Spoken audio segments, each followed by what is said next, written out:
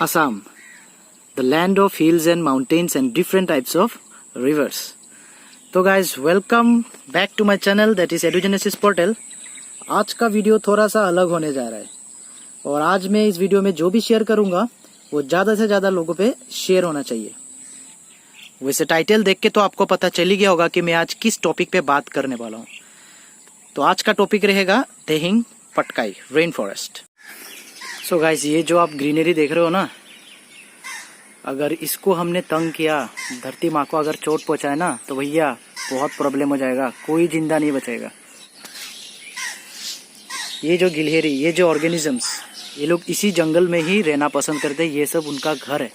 और अगर ये चीज़ हमने अगर ख़राब कर दिया तो फिर ये पाप होगा। ये ऑर्गेनिज्म यहाँ पे गिलहरी है, देख रहे होंगे आप। अब यही तो उनका घर है, अभी यही पे तो वो लोग रहते हैं। यही तो एक चीज़ है, यही तो धरती माँ है जिसके लिए मैं अभी ये वीडियो बना पा रहा हूँ, सांस ले पा रहा हूँ और आप भी सांस ले पा रहे हो, ये वीडियो देख पा रहे हो। तो आज का वीडियो थोड़ा सा सीरियस होने जा रहा है, तो मैं चाहता हूँ कि आप लोग इसे अंत तक देखें और जितने लोग आपके दोस्तों के साथ ये शेयर करें। आपको अगर ये वीडियो अच्छा लगे तो फिर लोगों को बताइए, जागरूक होइए खुद भी और लोगों को भी हमारा बताना फर्ज बनता है।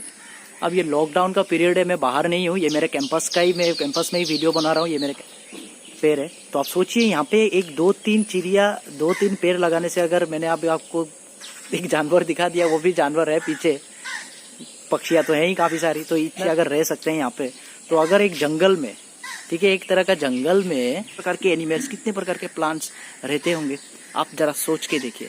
और इसको क्या आप कभी सोच सकते हैं इसको बर्बाद करें, ख़त्म करें, ये सब ठीक रहेगा?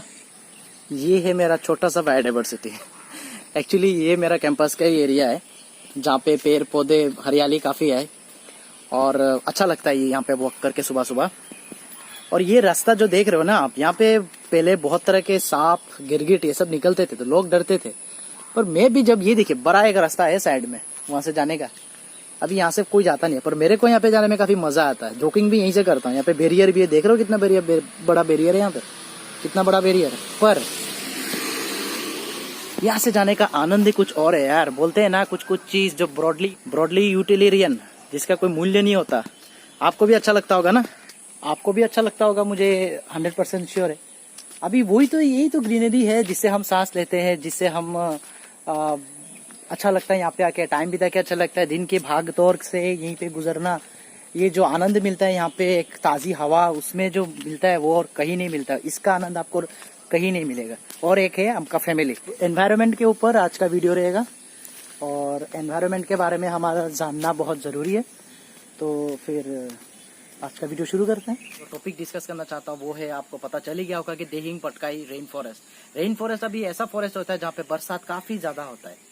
फॉरेस्ट, वहाँ पे बरसात काफी ज्यादा होता है, वहाँ पे बायोडाइवर्सिटी बहुत ज्यादा रहता है। वहाँ पे विचित्र तरह के प्राणी रहते हैं, विचित्र तरह के एनिमल्स, विचित्र तरह के प्लांट्स, विचित्र तरह के ऑर्किड्स वहाँ पे पाए जाते हैं। यही होता है आपका रेन फॉरेस्ट का एक पिक्यूलियर क्वालिटी। रेन फॉरेस्ट में आपका, हमारा जो रेन फॉरेस्ट है वहाँ पे आपका एवरग्रीन ट्रीज रहता है। अभी एवरग्रीन फॉरेस्ट में आपका वहाँ पे जो पेड़ पौधे होते हैं, वहाँ के पत्ते हमेशा हरी रहती है, ग्रीन रहता है, वहाँ पे पत्ते झड़ते नहीं है, उस तरह का वहाँ पे पेड़ मिलता है। और डाइवर्सिटी की बात तो हमने कर, आपको ये जान के हैरानी होगी कि देहिंग पटकाई जो रेन फॉरेस्ट है, हमारा भारत का सबसे बड़ा रेन फॉरेस्ट है। देहिंग पटकाई रिजर्व जो है वो आपका असम के शिवसागर, डिब्रूगढ़ और तिनसुकिया डिस्ट्रिक्ट में फैला हुआ है। ऑल टुगेदर उसका जो आपका कितने स्क्वायर किलोमीटर में वो फैला हुआ है, वो है आपका 575 स्क्वायर किलोमीटर। कुछ डिस्ट्रिक्ट आपका अरुणाचल प्रदेश का भी डिस्ट्रिक्ट में उसका रेंजेस गिरते हैं। जैसे आपका असम के साथ अरुणाचल का कनेक्शन, जैसे दिब्रू देवमाली जो एलिफेंट रिजर्व भी आपका देहिंग रेन फॉरेस्ट के अंदर ही गिरता है। जी हाँ, और यही दिब्रू देवमाली रेन फॉरेस्ट जो है वो आपका एलिफेंट कॉरिडोर की तरह काम करता है। एक एलिफेंट का रास्ता है आने जाने का। जी हाँ, वहाँ पे विभिन्न तरह के ऑर्गेनिजम्स मिलते ही हैं। अरुणाचल प्रदेश का डिस्ट्रिक्ट जैसे आप सोच लीजिए, तिरांग हो गया, चांगलांग हो गया, वो सब डिस्ट्रिक्ट में, इस डिस्ट्रिक्ट में रेन फॉरेस्ट फैला हुआ है। वहाँ के एनिमल्स के अगर मैं बात करूँ, वहाँ के हुलॉक गिबन हो गया, सन बियर हो गया, चिड़िया अगर मैं बात करूँ, पक्षी के बारे में अगर बात करूँ, लेजर एड्जुटेंट हो गया, ग्रेटर एड्जुटेंट हो गया, ग्रेट स्पॉटेड ईगल हो गया, किंगफिशर हो गया, ऐसे विभिन्न तरह के बर्बेट्स हो गया, वॉबलर हो गया, विभिन्न तरह की वहाँ पे पक्षियां पाई जाती है। एनिमल्स में आपका 47 species of mammals, 47 species of reptiles, reptiles में आपका किंग कोबरा, पाइथन हो गया, किंग कोबरा हो गया, वो सब वहाँ पे पाए जाते हैं। आपका 293 स्पीसीज वहाँ पे बर्ड्स ही पाए जाते हैं। 1001 तरह के आपके वहाँ पे ऑर्किड्स पाए जाते हैं। पेड़ के बारे में अगर वहाँ पे बात करो तो वहाँ पे नाहर हो गया, वहाँ पे शोरिया असामिका हो गया, वहाँ पे ऐसे हुलोंग ट्री हो गया, जैसे आसाम का स्ट्रेट ट्री आपका हुलोंग ट्री हो गया। ये सब पेड़ हमारे फर्नीचर्स बनाने में काम आता है, फिर टिम्बर प्रोडक्शन में वो लोग काम आते हैं। और अगर ऑर्किड्स का बात करूँ, मैंने ऑलरेडी बोला ये 1001 तरह के ऑर्किड्स पाए जाते हैं। कुछ कुछ ऑर्किड्स जो भारत में और कहीं भी नहीं मिलते वो हमारा इसी देहिंग पटकाई रिजर्व फॉरेस्ट में अल्बोफाइलम एबाल्बम अभी ये रिसेंट आपकी वहाँ पे मिलना शुरू हुआ है, न्यू रिकॉर्ड में इंडिया में वहीं पे पाए जाते हैं, परंतु उसकी मात्रा वहाँ पे काफी रेयर है। देहिंग पटकाई रेन फॉरेस्ट में कुछ कुछ स्पेसीज ऐसे हैं जो काफी रेयर है, वहाँ पे प्रोटेक्शन प्रोवाइड किया गया है। प्रोटेक्टेड एरिया हम किसे कहते हैं? जहाँ पे विचित्र तरह के ऑर्गेनिज्म, विचित्र तरह के प्लांट्स पाए जाते हैं और वो लोग का संख्या अगर कम हो, वहाँ पे हम कंजर्वेशन करते हैं, प्रोटेक्शन करते हैं। तो देहिंग पटकाई रेन फॉरेस्ट एक कंजर्व एरिया है। वहाँ पे ऐसे ऐसे स्पेसीज है जिसकी संख्या बहुत कम है, जिसकी नंबर बहुत कम है, उसे प्रोटेक्शन की जरूरत है। कल्चरल हेरिटेज की अगर बात करूं मैं तो वहाँ पे कल्चरल हेरिटेज में वहाँ पे करीबन 1 डजन के जैसे वहाँ पे ट्राइब रहते हैं, जैसे ते, ताई, नॉन इंडिजिनियस, नेपालीस, बर्मीस जाति के लोग वहाँ पे रहते हैं। बहुत सारे ऑर्गेनिज्म, बहुत सारे एनिमल जो बस हमारा देहिंग पटकाई रेन फॉरेस्ट में ही पाए जाते हैं और कहीं नहीं पाए जाते। जैसे मकाओ हो गया जो असम में पाए जाते हैं, एक स्पेशल तरह का मकाओ वो हमारे यहाँ पे पाए जाते हैं। गोल्डन लंगूर हो गया, सब देहिंग पटकाई रिजर्व में ही अभी तक पाए जाते हैं, उसको वहाँ पे प्रोटेक्ट किया जा रहा है। एक बात आपको बताना यहाँ पे बहुत जरूरी है कि यहाँ पे जो स्पेसीज है, जितने भी अमाउंट ऑफ स्पेसीज है, डाइवर्सिटी है स्पेसीज का, वहाँ से आपका 23% आपका माइग्रेशन करते हैं, विंटर माइग्रेशन करते हैं। जैसे वेस्टर्न हिमालय, ईस्टर्न हिमालय से वहाँ पे आते हैं और आते वहाँ पे माइग्रेट करते हैं कुछ कुछ बर्ड्स है कि वहाँ पे जो आपका जो एग्रीकल्चरल जो लैंड है, वहाँ पे विभिन्न तरह का इस सब पक्षी होने के कारण वहाँ पे पोलिनेशन करने में मदद होता है। वो सब इस तरह के पक्षी पाए जाते हैं जो क्रॉप में जो आपका कीड़ो मकोड़ो होता है, जो फसल को नष्ट करते हैं, वहाँ पे विचित्र तरह के पक्षी पाने के कारण वो सब कीड़ो मकोड़ों को भी खाने का वो लोग एक इकोलॉजिकल एक बैलेंस, सटीक प्रकार का इकोलॉजिकल बैलेंस वहाँ पे बना हुआ है। कुछ पक्षी ऐसे हैं कि जैसे रोडेंट्स हो गया, जैसे चूहा हो गया, जो खेती को नष्ट करता है, फसल को नष्ट करता है, वो सब पक्षी उनको मारने में, उसको कंट्रोल करने में वो सक्षम है। यही रिच बायोडाइवर्सिटी हमारा देहिंग पटकाई रेन फॉरेस्ट में है और we show proud of it. हमारा भारत में ये Dehing Patkai reserve rain forest है। पर अभी ये सब बातें मैं आप लोगों को अचानक से क्यों बता रहा हूँ? इसलिए बता रहा हूँ कि फिलहाल हमारा जो ये देहिंग पटकाई रेन फॉरेस्ट है वो अभी डेंजर में है। सेलिकी रिजर्व फॉरेस्ट का जो आपका देहिंग पटकाई रेन फॉरेस्ट में ही गिरता है, ministry of environment, forest and climate control के बोर्ड ने, the national board of wild life है, उन्होंने अभी कोल इंडिया को वहाँ पे कोयल माइनिंग का आदेश दे दिया है, क्लियरेंस दे दिया है। और मुझे जितना पता है कि अभी तक 57 hectares of land open cast कर चुके हैं, 41% अभी बाकी है। पर सूत्रों से ये पता चला है कि 57 नहीं, आपका 93 हेक्टर्स ऑलरेडी वहाँ पे ओपन कास्टिंग हो चुका है। कोल इंडिया को लीज में दिया गया था 1973 में और 30 साल के लिए दिया गया था। 2003 तक वो बनता है, फिर 2003 के बाद विदाउट एनी क्लियरेंस वहाँ पे ओपन कास्टिंग चलाया। फॉरेस्ट कंजर्वेशन एक्ट 1980 हमें ये बताता है कि any activity for non forest purposes, अगर फॉरेस्ट कंजर्व एरिया में अगर करना है तो प्रॉपर सेंट्रल गवर्नमेंट से परमिशन लिया जाना चाहिए।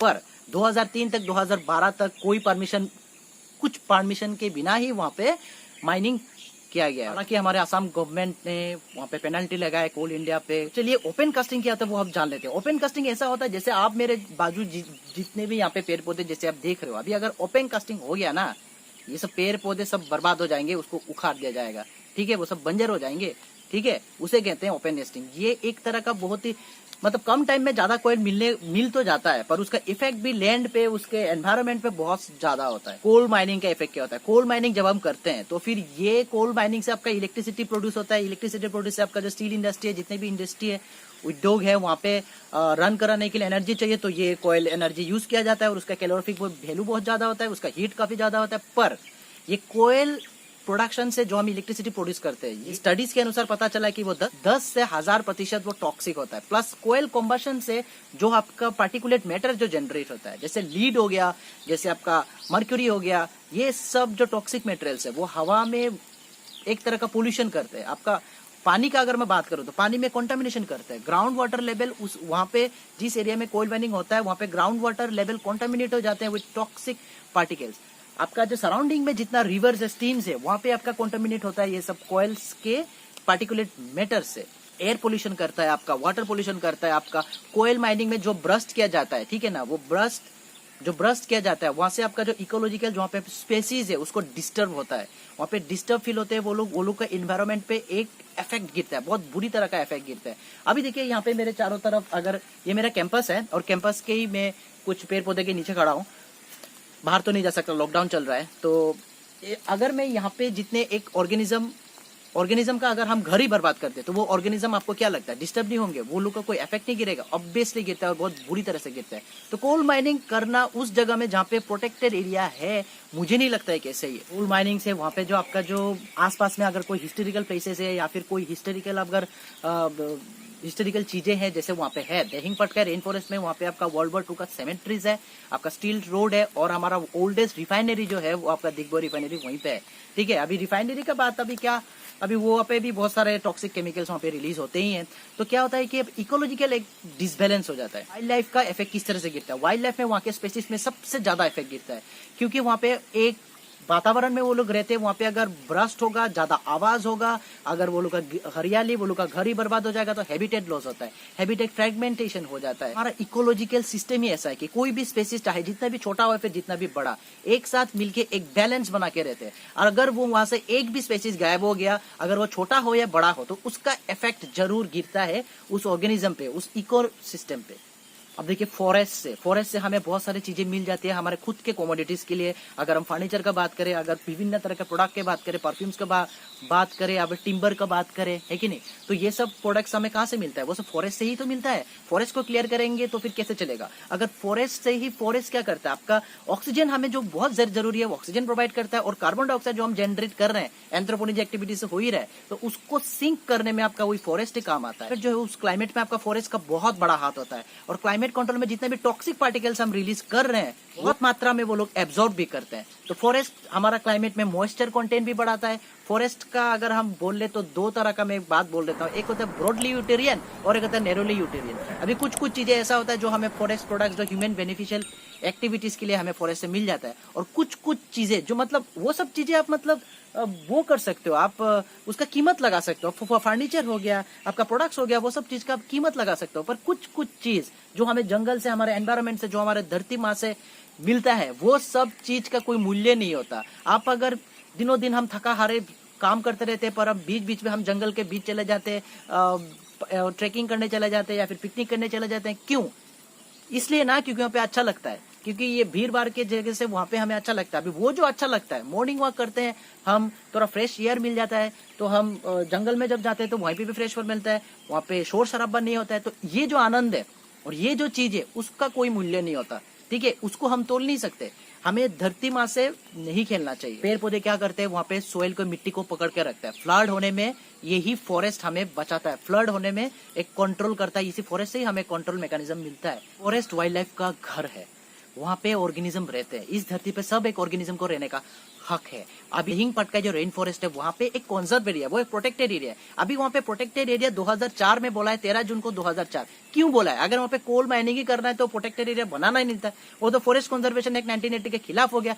प्रोटेक्टेड एरिया मतलब क्या होता है? वहाँ पे हम ऑर्गेनिज्म हो, प्लांट्स हो, एनिमल्स हो, वहाँ पे हम प्रोटेक्ट कर रहे हैं, कंजर्व कर रहे हैं, उनको स्टडीज कर रहे हैं, उनको स्टडीज के लिए, उनके रिसर्च के लिए यूज किया जाता है। वहाँ पे कंजर्वेशन का काम चलता है। वहाँ पे कोयल माइनिंग का कैसे आप सोच सकते हो? मुझे ये समझ में नहीं आता। अगर ये ऐसा होना है तो फिर कॉन्सेप्ट ही बदल देना चाहिए। हमें गलत क्यों पढ़ाया जा रहा है? मैं खुद एक बायोलॉजी का टीचर हूँ, तो ये सब गलत कॉन्सेप्ट पहले से नहीं देना था। अगर कोल माइनिंग कराना ही था तो ये सब किताबों में लिखना क्यों था? मैं भी तो बच्चों को क्या बोलता हूँ, ये सब बोलता हूँ। अगर बच्चे लोग अभी ये सब देख रहे हैं, है कि नहीं, तो मैं खुद कॉन्फ्यूज हूँ, मतलब ये क्या चल रहा है। एट लास्ट मैं यही कहना चाहता हूँ कि जिस तरह से अमेज़न रेन फॉरेस्ट के बर्निंग के लिए हमने आवाज उठाया था, क्योंकि वो गलत था। क्योंकि अमेज़न रेन फॉरेस्ट 20% जो ऑक्सीजन होता है, हम लंग्स ऑफ द प्लेनेट कहते हैं, हमने बहुत आवाज उठाया था, सेव अमेज़न फॉरेस्ट, ऐसे बहुत सारे हमने नारे लगाए थे। तो उसी तरह हमारा जगह पे, हमारा लोकल में, जो हमारा भारत में जो सबसे बड़ा रेन फॉरेस्ट है, जो देहिंग पटकाई रेन फॉरेस्ट है, उसके लिए हम आवाज उठाएं। मैं आवाज उठाऊं, आप भी आवाज उठाएं, और उठा के हम इसे रोकें, क्योंकि ये बहुत इलीगल है और ये बहुत दर्दनाक है। इस तरह से देखना, वैसे भी देखिए, नेचर के साथ खिलवाड़ करके हमने बहुत सारा झेल लिया है, जो अभी तक झेल ही रहे हैं। नेचर के साथ खिलवाड़ अगर हम करेंगे तो नेचर हमें कभी माफ नहीं करेगा। ये बात एक बार नहीं, हजारों बार हमें पता चल चुका है। तो फिर हमें आवाज उठाना है। देहिंग पटकाई रेन फॉरेस्ट को लेके हम सभी को आवाज उठाना है और इसे नहीं होने देना है। और मेरा एक पर्सनल ओपिनियन है कि अभी फिलहाल लोगों को जो लोगों को पता है वो लोग तो आवाज उठा रहे हैं, जिनको समझ में आता है कि उठाना है वो लोग उठा रहे हैं, पर लेक ऑफ अवेयरनेस। हमें अपना देश से ज्यादा बाहर के देश के विचार में हमें ज्यादा इंटरेस्ट होता है, हमें ज्यादा पता होता है। हमारे खुद के देश में, हमारे खुद के जगह में, हमारे सराउंडिंग में, हमारे लोकेलिटी में क्या है उसे आप जानिए, उसे जानने की चेष्टा कीजिए, उसके बारे में आप नॉलेज इकट्ठा कीजिए, ठीक है, इंफॉर्मेशन इकट्ठा कीजिए। वहां करके आसाम में बहुत तरीके के यहाँ पे बायोडाइवर्सिटीज हैं, हमारा वाइल्ड लाइफ में हम बहुत रिच हैं, तो वो हमें बताना है, अवेयर करना है, और आप खुद भी जानिए। खुद इसी फील्ड से रिलेट करने के वजह से मैं चाहता था कि मैं सबको बताऊं और इसके मेरा एक अवेयर करूं, तो इसलिए मैंने बनाया है। तो आप लोग इसे लोगों को अवेयर कीजिए, बताइए और शेयर कीजिए। Thank you very much.